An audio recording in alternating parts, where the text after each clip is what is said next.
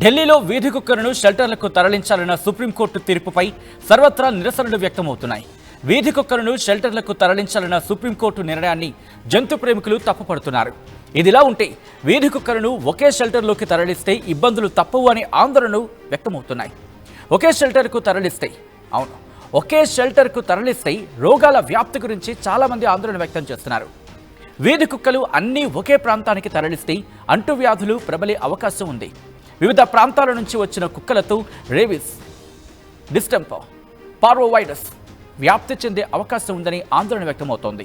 కుక్కలు ఒకదానిపై ఒకటి దాడి చేసుకోవడం, సన్నిహితంగా ఉంటే రోగాలు త్వరగా వ్యాపించే అవకాశం ఉంది. ఇక షెల్టర్లలో కుక్కలు ఎక్కువగా ఉంటే నిర్వహణ కూడా ఇబ్బందిగా మారనుంది. దీంతో కలరా వంటి వ్యాధులు కూడా వ్యాపించవచ్చు. ఆహారం, నీరు, శానిటైజేషన్ సక్రమంగా జరగక కొత్త వ్యాధులు కూడా వచ్చే అవకాశం ఉందని ఆందోళన వ్యక్తమవుతోంది. అయితే కుక్కలను షెల్టర్లకు తరలించాలి అన్న సుప్రీంకోర్టు నిర్ణయం సవాళ్లతో కూడుకున్నది. ఢిల్లీలో ప్రస్తుతం 20 షెల్టర్లు మాత్రమే ఉన్నాయి. ఇవి 5,000 కుక్కలకు మాత్రమే సరిపోతాయి. దేశ రాజధానిలో 10 లక్షల వీధి కుక్కలు ఉన్నట్టు అధికారులు అంచనా వేస్తున్నారు.